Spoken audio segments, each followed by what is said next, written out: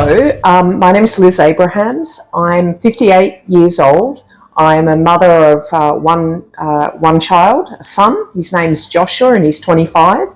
And my husband Lawrence and I have been together since I was 17. So that's nearly 36 years we've been together. And did you have a favorite sport, or what was your favorite activity back then? So I loved when I was younger. I loved cricket, and I was always my dad, being English, was obsessed with the cricket, and so we grew up watching cricket. We grew up watching the tennis. When Katrina got the job at IBM.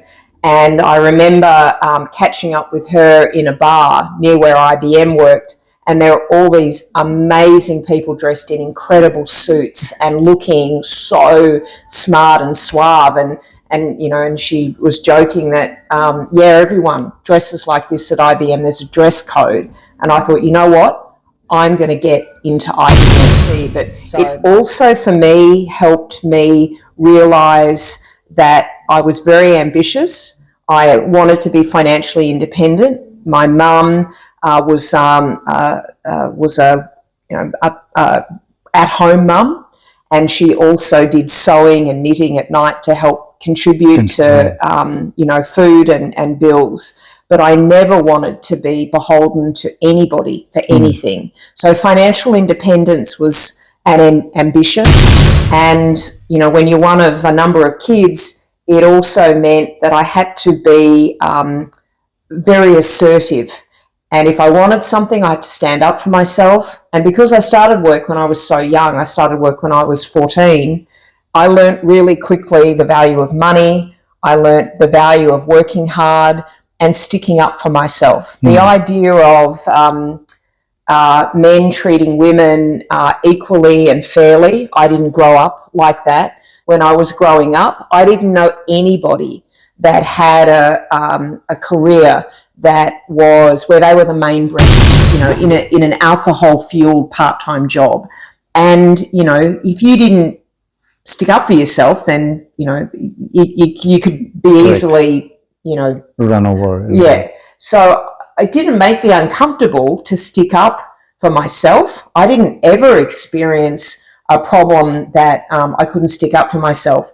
But it was when a customer in the middle of a very large deal propositioned me that if I compromised myself, then we would advance in the deal. And I went to my manager at the time and told him, and this is the first time I'd ever heard the expression, take one for the team. And it was part of what he thought was a sales strategy. And that's when I knew this was not a place that I could work. I was gobsmacked.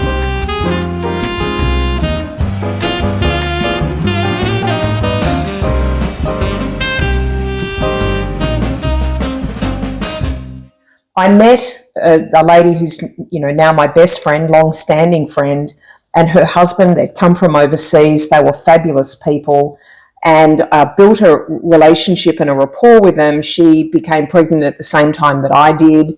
She was really the first senior person in this company that I'd met that I could talk to. She already had a few kids. And we talked about a number of different things, and she helped me understand that some of the things that I was seeing were not okay. Her husband was in a position of very senior authority. In the same company? Same company. He offered me a sales management role, but I was pregnant and I didn't think that you could be a mum and be in a leadership role. So, and that was a learning experience to understand that actually you could be a parent and be in a senior role. I mean, this friend of mine she ran a big part of the business in another country. She was very successful and she had kids. But I didn't understand that at the time. So my experience with many of these negative, really inequitable things that were going on opened my eyes to that if I didn't advocate for myself, then how was I going to, how could this be? Right. So when I came back from maternity leave, and in fact I came back when my son was 6 months, my boss, who I said was had become my best friend's, was her husband. He supported me working part-time in that first year. Was that common then? No. So he just made the whatever accommodations he correct. had to. I worked every afternoon, and there were 2 days where I had the mornings off, and I would drop my son off to childcare, right. and my husband would pick up our son. Right. But this leader, who is still one of my closest friends today, and he's he is the best salesman. He's amazing, and he's he's a very senior, executive. But he created this opportunity of, yes, you can be a parent and you can work part-time. Yes, you don't have to be there at 8 o'clock in the morning. If you need to drop your kid off, go drop your kid off. Who cares? That's amazing. And so he taught me about the equity side of things, which is when I learned that why aren't there more women working part-time? Why is it that women are opting out of the workforce when they get pregnant? And what I learned through that job was leaders can actually set the tone for flexible work hours. Leaders can decide if they have people from different cultural backgrounds in a role, and he actually hired people from different backgrounds. He created opportunities for women to get into different roles. He actually brought in one of the most talented women I'd ever worked with, who went on to become the regional CEO for one of the biggest software companies in the world, started in her role that this gentleman hired her for. And I would never have thought that a person like this could come into a sales leadership role. But again, he created those opportunities because he believed that it was all about the results. It was not about your gender or about your cultural background. And what I learned about diversity and inclusion is that if it doesn't exist, then it's the leaders that can create the culture that supports it.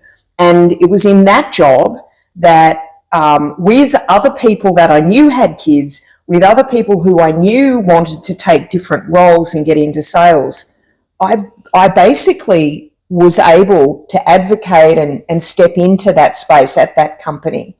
And, the time had come to leave that company. My son was about to start in primary school, and I wanted to have more of a role. I was working insane hours at this company. I'd made amazing money, but, we'd saved to then move into a bigger home. But I needed to be closer to home. I didn't like product sales, and that's when I made the move to go work for my first services job, which was with a great company at the time called Logica CMG, and they were European-based, and it was an incredible opportunity. I worked with some of the most amazing people until I didn't, and then again I got to see inequity, bullying, harassment in this company as well. The leader who oversaw that behaviour, who'd come in from another big services company where that was the culture, the bullying, the standover tactics. The company I joined felt like a big family. That was the European culture of that company, and I loved it. It was one of the best jobs that I'd ever had. And again, I saw women in roles. I saw people working part-time. I saw men and women from different cultural backgrounds because they were European. I saw people who were engineers that were from different ethnicities and different, all different backgrounds. It was my first exposure properly to the utilities sector, and which that was one of my patches in the previous big software company in Oracle. But in this company, Logica, they were the world experts in utilities, and it was the first time that I saw security architects, network specialists, like heavy, fantastic services people, and I saw equity. I really saw equity, people feeling included, shaping a culture. But when I saw leadership that went to destroy and undermine that. In the same company? In the same company in the latter years. And I became very vocal and I went and sought legal help to navigate through this really bad behaviour. Something changed? Was there a leadership change? Yeah, the leader changed and the company's numbers really needed to grow. And he used standover tactics to really push people hard and, threatened to take away people's commissions and earnings because he didn't think they worked hard enough to get it. So what I learnt there, again, through, all these work experiences was if you don't stand up for what you want, nobody else will. If you don't advocate for others who are being bullied and punished and harassed, then who will? The standard you walk past is the standard you accept. It taught me a set of principles and values which, I live by still. But what I did was I got a mentor. And it was having a mentor relationship with somebody who's still a very good friend. She's still my mentor.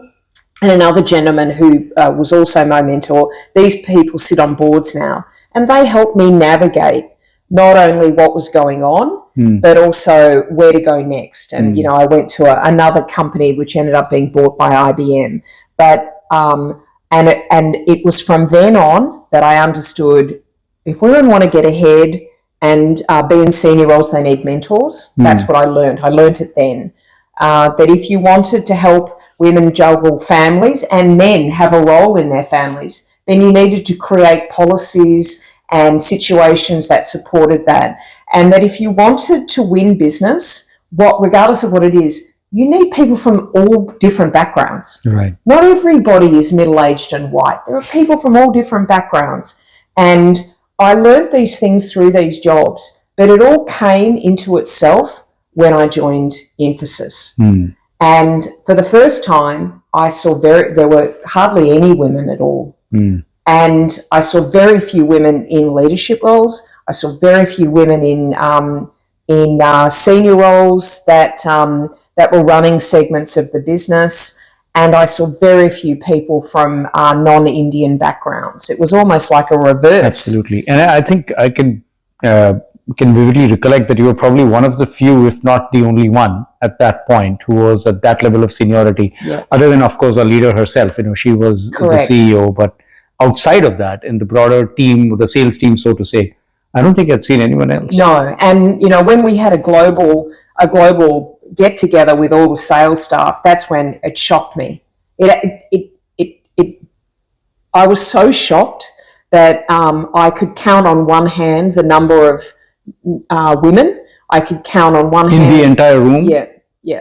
I could count on one hand the number of non-Indian people, men and women, on maybe several hands.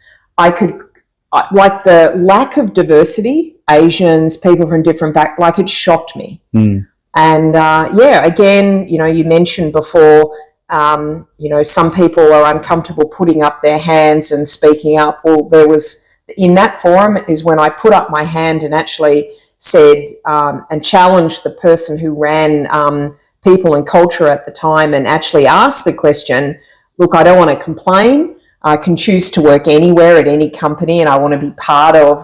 The change, not complain about it. But what can I do to help improve the number of women that are in leadership? Because there are no women on the stage. Where are my role models? I remember, putting up my hand and asking that question, and the new CEO at the time approached me afterwards and asked me if I would help to be part of the change.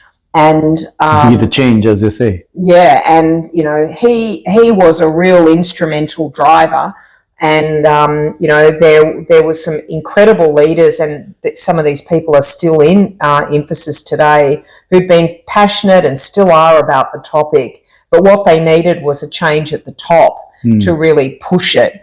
And, his leadership, basically created the framework and the opportunity to, create policy, put in place advocacy, mentorship, really amplify the topic. And, it's a topic that makes people uncomfortable. Absolutely. So, if you're the only other in the room, nobody notices, right? You're in a room and you're having lunch and everybody's speaking another language and you don't know what they're saying. Like, that's exclusion. You stay on campus and you go to eat and you can't eat anything that's there because you don't even know what it is. You go into a room and you're a woman and the men ask you to go get them coffee as if your role is a secretary. That happened to me a number of times. I stayed on the on-campus facilities and, had from a hygiene perspective, didn't find what was needed as a woman to meet my hygiene requirements. And it wasn't even considered. There were no hair dryers because, why would we put hair dryers in? Because all our employees are men. So I saw things that just didn't make sense. So, I do what I do. I started asking questions. Why is it like that? What are we doing? How are we going to do that? And I think that, sorry to interrupt you, but there's that subtle difference. I feel that probably I can speak for myself now, that when we see such things, I don't want to call it inequalities because not everything is about inequality, but sometimes when you see things the way you don't want, the natural way out for me is to complain. I think this is one takeaway I'm going to take from this conversation, is that you don't complain, but you start by asking why. Yeah. There must be a reason. That's a way to let it out. Yeah, there must be a reason. And if the reason makes sense and it's still wrong, then so what can we do to fix it? Because here's how that makes me feel and make people like me feel. So it's not okay. So, everybody has a set of core values. And one of my leading values is fairness. And I said this before, the standard you walk past is the standard you accept. And if something is not right, then if you said, well, it's not my problem, somebody else will do something about it, at what point do you lean in and do you put up your hand? Now, I take the example of what's happening in Australia at the moment, where there's a wave of crime going on. And there are some parts in some suburbs where it's scary to walk from the bus stop to go to home because you're afraid. And at what point does a bystander step in for fear of being stabbed or fear of being shot or fear of being bashed up? Like, there are some circumstances that you go, I can't do that because I'm afraid. But in a business context, if something is not fair and the why doesn't make sense, then whose job is it? If leaders are not in the room, we're all leaders. Right. So if you're in a room and there's multiple people in a meeting and someone, they are smart, they wouldn't be in the room if they weren't smart. You can't get a job at companies like our company if you're not smart. It's one of the reasons I love it. But if one or two people are all speaking, what's the point of having a meeting? Is it a lecture? So the role of leaders, even if your job is not manager, is to ensure that everybody has a voice. Yeah. And while some people are not comfortable to speak up, they need to reflect and give their contribution, you shouldn't make arbitrary decisions. You should be seeking the input from everybody. But if you don't, then it's groupthink. Or it's one or two people's thinking. And is that the thinking of the client? No. So for me, this value of I am never the smartest person in the room. It's not fair if you don't listen to the team. Otherwise, why are they your team? And in sales, the team changes all the time depending on what it is you're selling, what service. Correct. And as a leader, even as a virtual leader, you need to make people feel safe, psychologically safe, that they can challenge your thinking, and that's okay. If it's done respectfully. If someone gets up and starts yelling at you because you don't agree, which that's happened to me as well. Oh yeah, many times. And I have to say, I have behaved inappropriately, where I have yelled at people because they're not listening or they don't care. And my behaviour is not okay. And I have gone and actually been horrified that I behaved that way. Then, or when you reflect on it? No, then. At that point. And then apologised. As a parent. It takes a lot. I made a promise to my husband and to my son when he was really little that I would never hit him, ever. Kids can't hit back. Violence is not an answer to get people to do what you want. Use your words. There's a reason God gave us a mouth, unless, of course, you can't speak. So I never hit Josh. My husband never hit, ever. We never hit him. And Joshua has, he said that it's one of the things that he remembers and really respects and appreciates, that we would always explain the why, that what he's done is not okay because, and here's the consequences, but we never hit him. I saw behaviour that is not fair, where leaders were yelling at the staff to go do something or work weekends or sleep on a desk. That's not okay. Sleep on a desk? Correct. Sleep on the desk until this thing got delivered. Oh, God. Work all night until that got delivered. Why don't we go back and challenge the client that the delivery timelines are not okay? People shouldn't be sleeping on desks. So, this idea of fairness, gender, cultural, disability, I learned all those things after all these jobs where I saw, lots of bad behaviour. I saw lots of good behaviour. And I realised that the job of a leader for psychological safety doesn't occur by accident because you're suddenly a manager. Everybody has a role, and you can everyone can change culture. What culture do you want? Is it one of respect? Is it one of fairness? And when I joined Emphasis, the culture was about meritocracy. The culture was about intellect and solving the world's most complex problems. But we didn't have the world's most diverse people. Everybody looked the same. Everybody was from a similar gender. So how is that fair?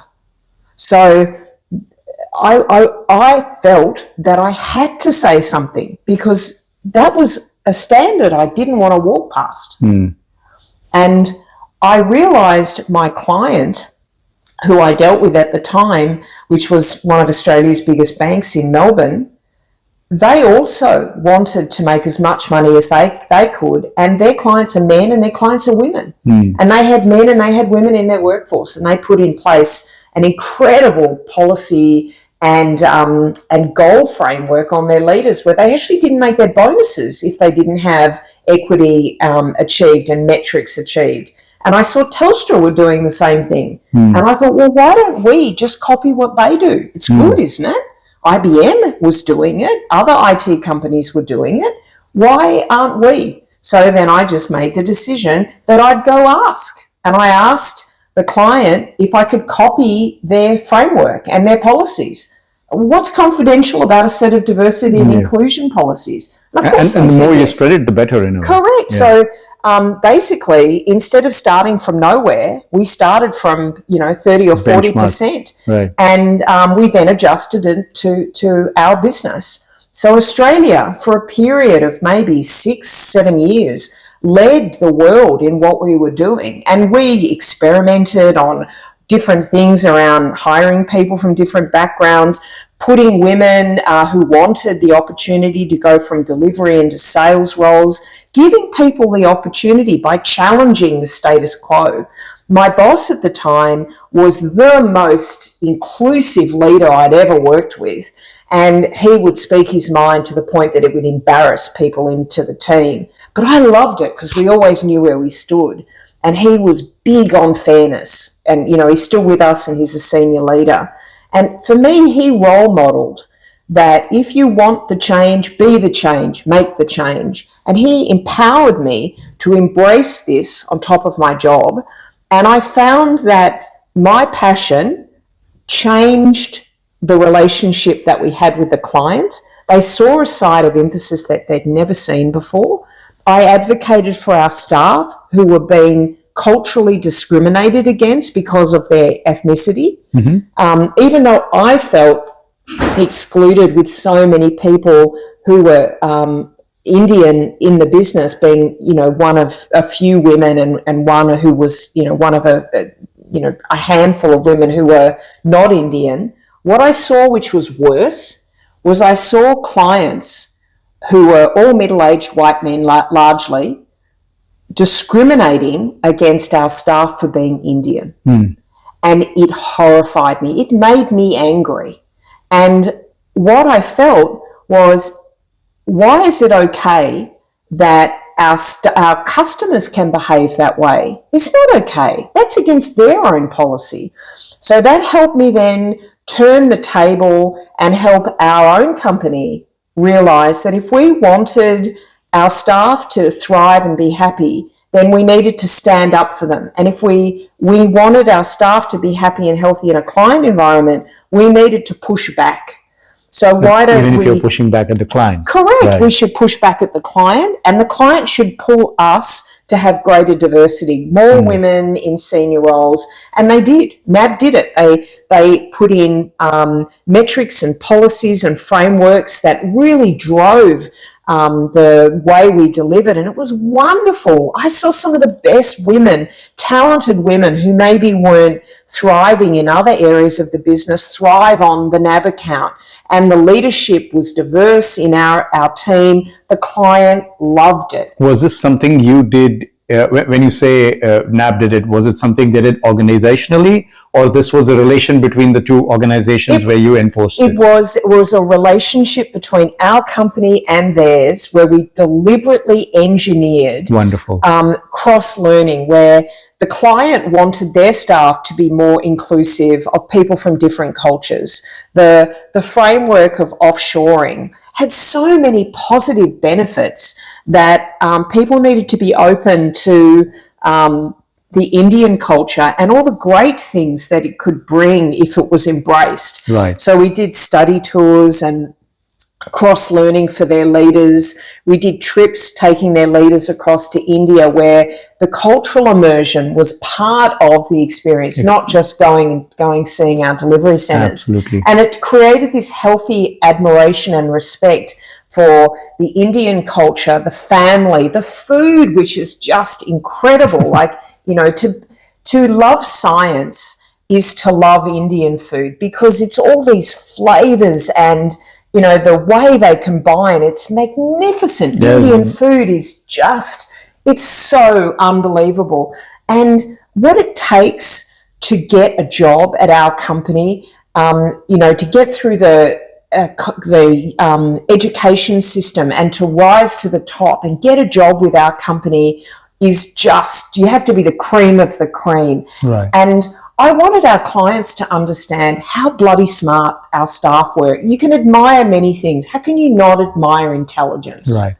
And so what I wanted was, just as I was trying to understand our clients, their business, their industry, their challenges, I wanted them to understand our culture. And I say our, I'm not Indian, but I admire and feel and love the Indian organization culture. It doesn't have to be Correct. Indian. Yeah. Correct. And what our staff bring when they feel psychologically safe was so much more if they were respected and treated as equal. So diversity and inclusion was not just about having more women in leadership. It was about having people from the client side who respect and admire our culture and embrace the information that comes from us to help the client be better. And it was about us learning from the client to embrace what they brought. The idea of talking about cultural background, not just gender, talking about disability, and the importance of, there's a whole market of people who are disabled. Why would we not want to have our product and service reach people who are visually impaired, who are auditory impaired? Why would we not want to open up our retail stores to people who have ADHD or anxiety and the lights affect them? Why? So the answer is we would. Everyone buys. Why wouldn't we democratize what we sell to do that? So the more I talked about this, I realized, you know what? And my mentor helped me understand this. She said, diversity and inclusion, you can think about it through the lens of fairness, and it's the right thing to do. Or you can think about it through the lens of money. And what I realized is the best performing companies, and all the data and research showed it, that the best performing companies around the world had women leading them. There were many examples of businesses, financial institutions, insurance organizations, Coca-Cola, government departments, where women were in leadership roles. There are many examples of people from different cultural backgrounds. Look at Satya Nadella running Microsoft. Look at different organizations that are fast-moving, consumable, having people who are African American. There are different examples of people from different backgrounds. So we don't all look the same. Yeah, we're a global we're a global world. And what I realized, it could be part of my sales strategy to distinguish emphasis and the cultural richness and intellect and capability that emphasis values and respects people from different backgrounds, and that our culture brings more to a client environment, and these things are good. And similarly, that we need to embrace those things from our clients into our own organisation. And how can we do that if all our salespeople are middle-aged Indian men? How could we put together technical solutions if everybody is a middle-aged Indian man? And there's nothing wrong with a middle-aged Indian man. I love middle-aged Indian men. I like old people. I like young people. But our customer base has people who are different ages, different ethnicities, different genders, different disability, different sexual orientations. The world is not cream. Right. The world is different shades and different colours. Yeah. Absolutely. And you know what? You can make more money if everybody is a potential client that you sell to. That's true for our clients. That's true for emphasis. Yeah.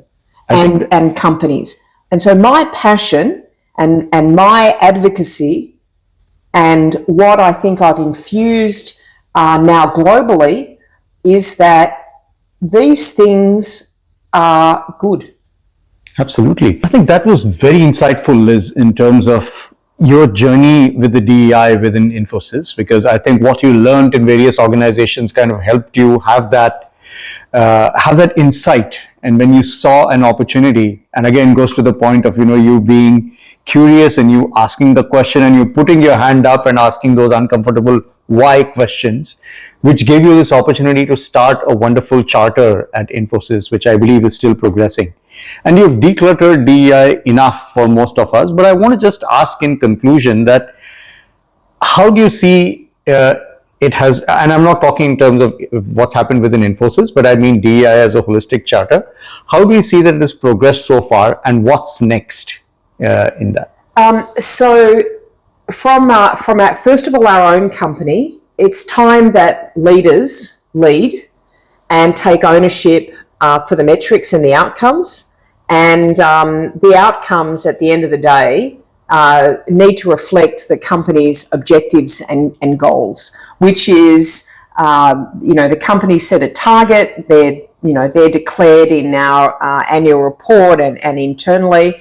And now it's time for leaders to drive that change. I'm an advocate and a passionate advocate, and there are many advocates across the business, men and women, but it's time that the leaders own those metrics, just as they do their financial goals and drive the outcome. There are a whole range of levers, whether it's recruitment, turnover, promotions, the mentoring, leadership programs, and it's absolutely time that all those levers get harnessed and outcomes get assessed and people step into owning those outcomes. And that's the same for every business. What gets measured gets done. There are industry bodies in Australia. I think the acronym is the Women's Equity Gender Agency, WGEA. And the Women's Equity Gender Agency measures the number of women in leadership across every industry. And it's the same for disability. There are fewer people of a disabled background in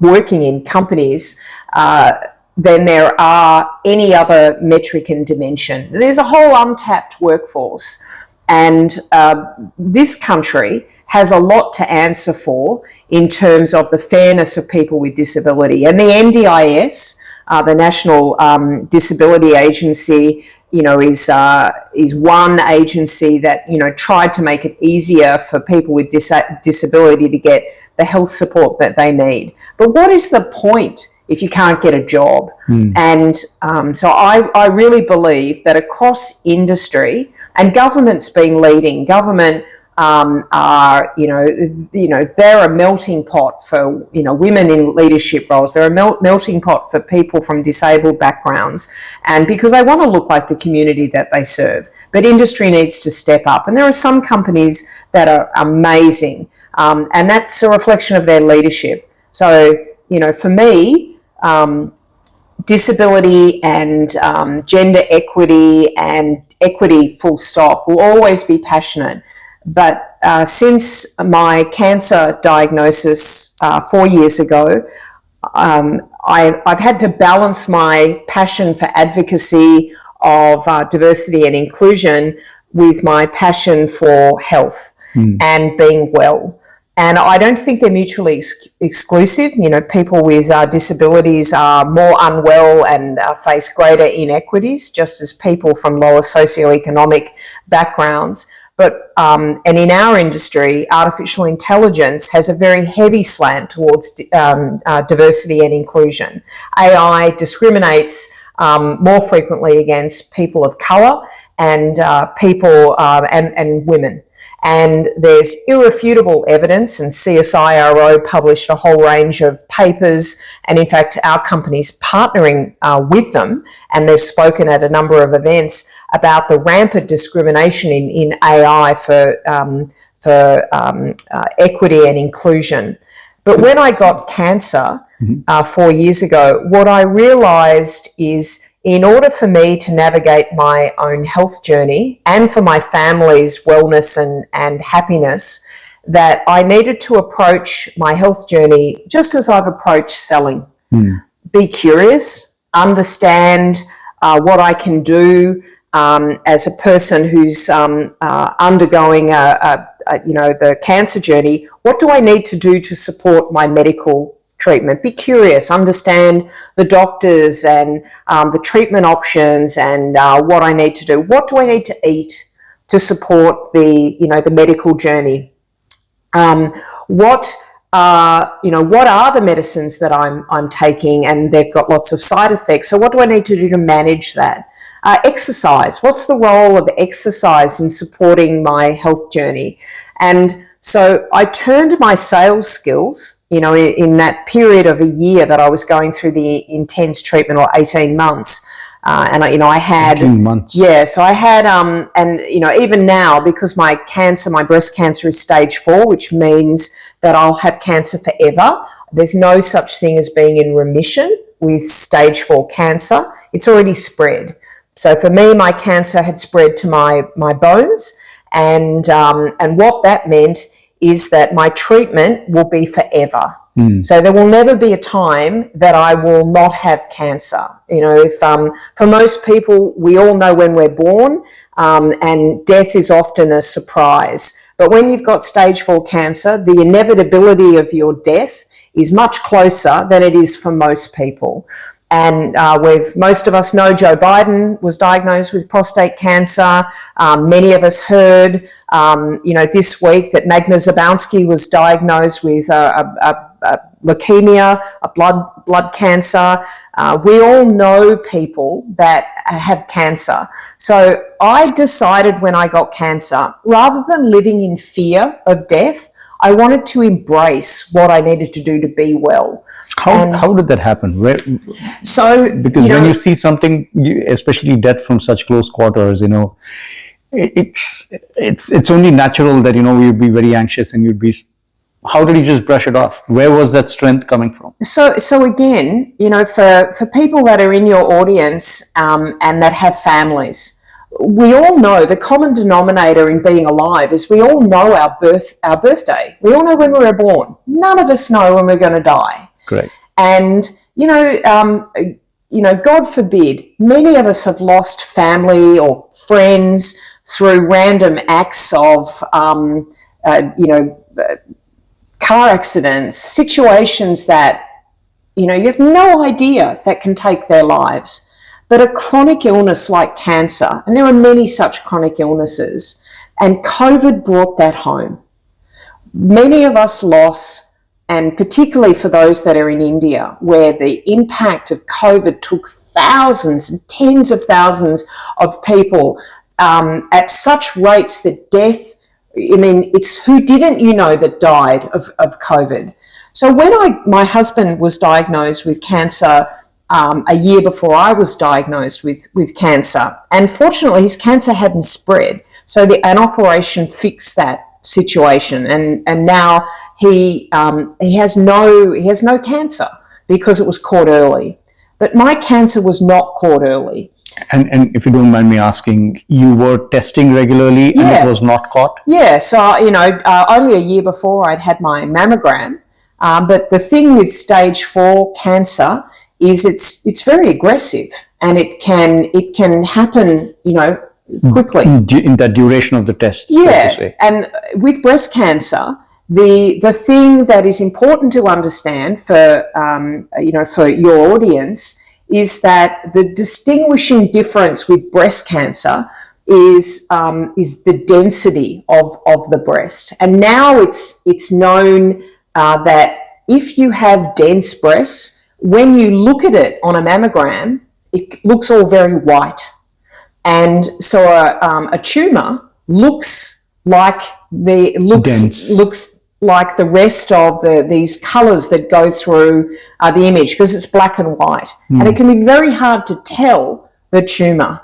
So in the US, for example, it became law that you had to tell the patient if they had dense breasts. That's not been the case here in Australia until recently, because women with dense breasts are more likely to have the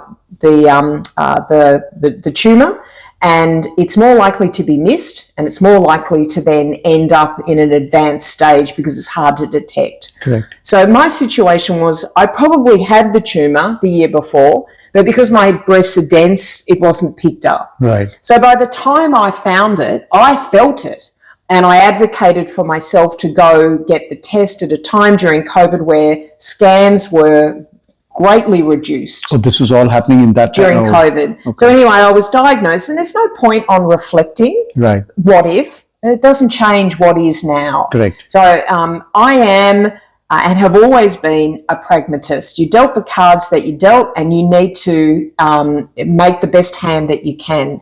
And again, another saying is make lemonade out of lemons. The glass is always half full for me. And I was raised to strive for a better situation. I've raised my family to always be optimistic and positive. There's no point thinking about the negative. Like I don't live in that world. I don't have friends that live in that world. I try really, really hard in the way I live my life to always look for the positive every day. So I made the decision when I was diagnosed that I would continue and I treat my cancer journey like an IT project. There is a start, there is a middle, and there will eventually be an end. I didn't understand stage 4 cancer has no end, it's a journey. And so I decided to make sure that I had the best team, I had the best medical team. I was referred to these people through friends who had cancer, and I was so lucky. I had the best breast surgeon, I still have the best oncologist. The nurses that I dealt with during chemo were unbelievable, and the doctors, the radiation treatment I experienced had the very best radiographers for the radiation that I had on my spine and on the breast. It was amazing. So the team were incredible. What I didn't understand was what I needed to do food-wise, and I learnt, and I got guidance and advice.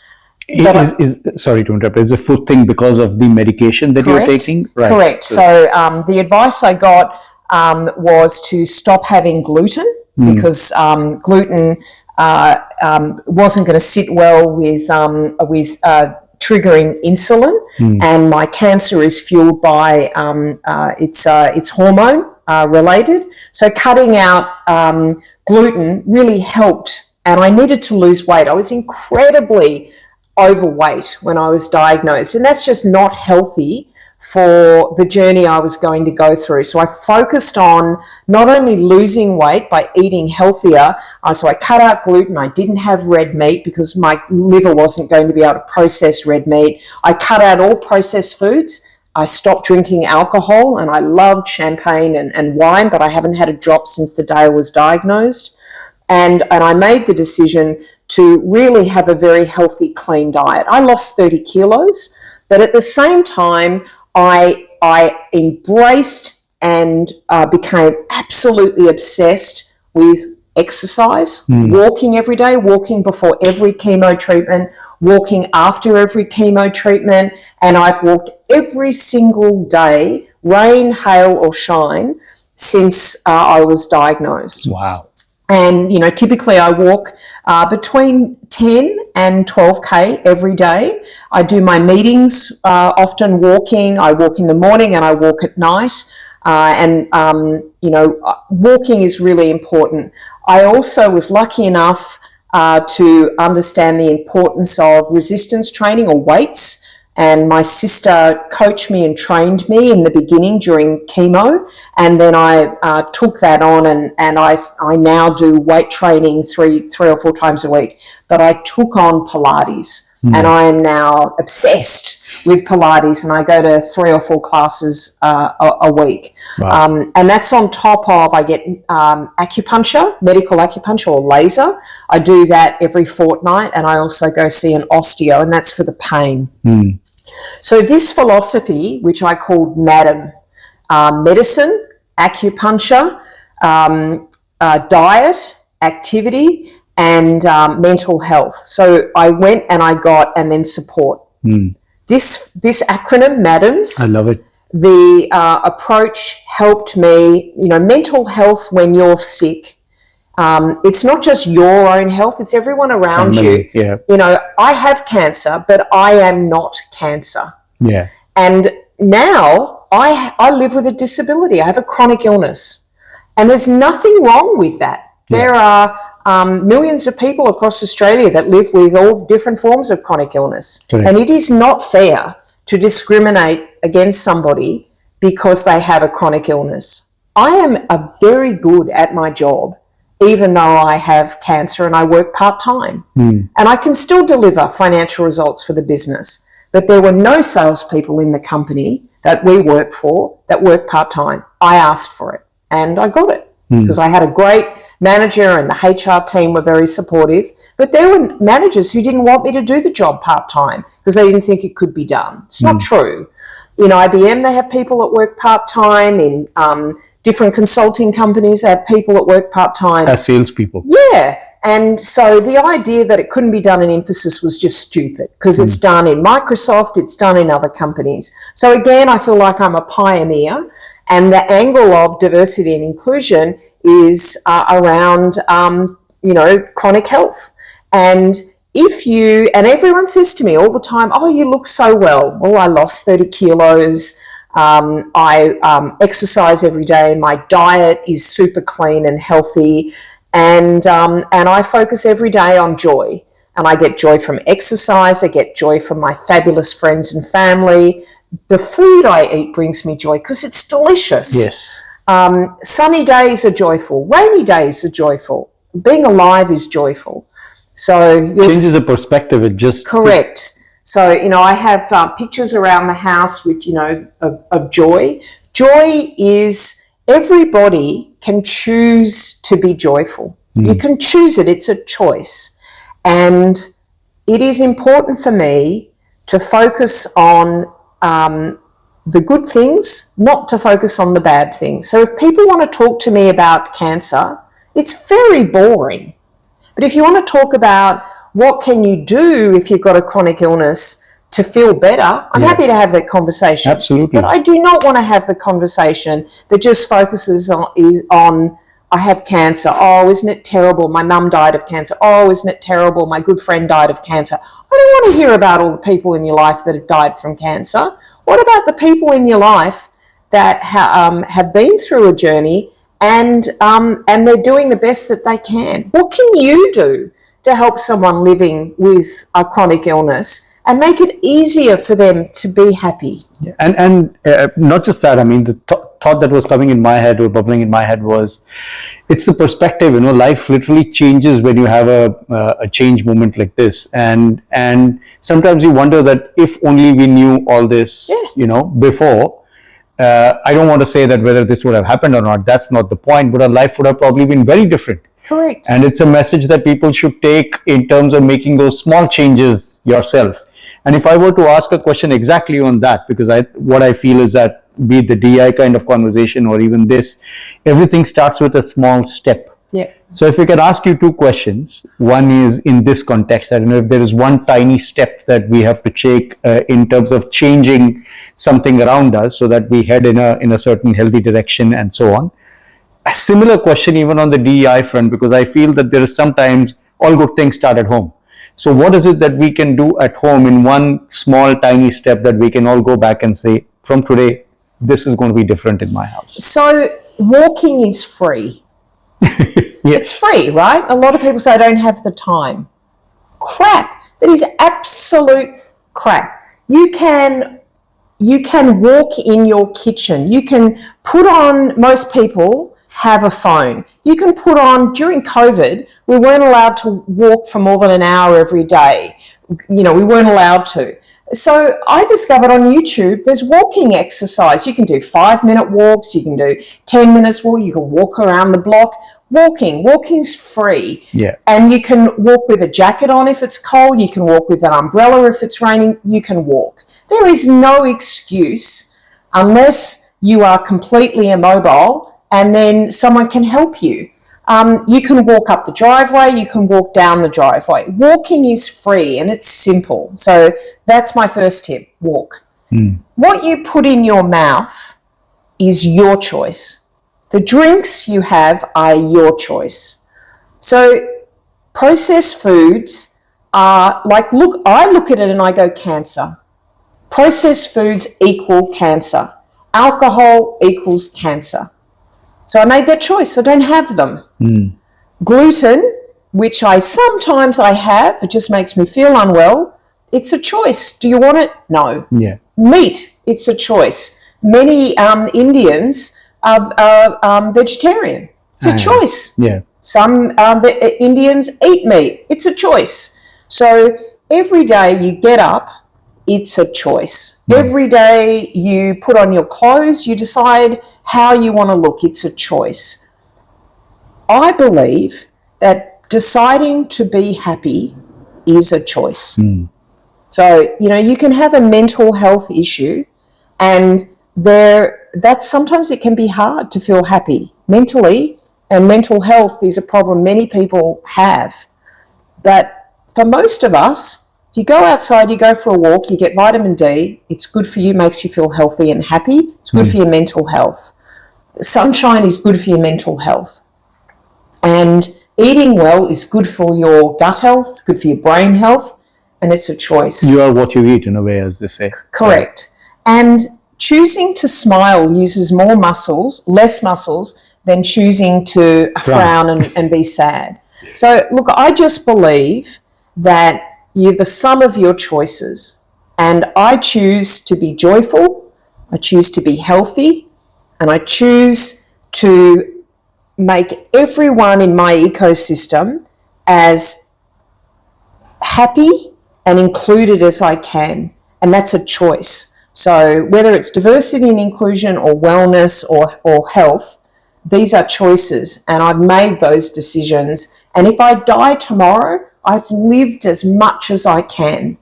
And if my cancer comes back, well, I've done everything that I can to make every day as good as it can be. Yes. You should live with no regrets. And I feel lucky that that's how I've decided to live. Wonderful. And I think that's as best a message that we could get for our audience, and also probably a wonderful note to conclude. Liz, I must say thank you so very much for sharing this insightful journey of yours, sharing about this passion with the DEI that you have, and most importantly, sharing some of these wonderful nuggets in terms of how we can all lead our life. The one thing I'll tell my audience is that, like you put it as well, is that we don't know what's coming ahead. Life comes at us very fast.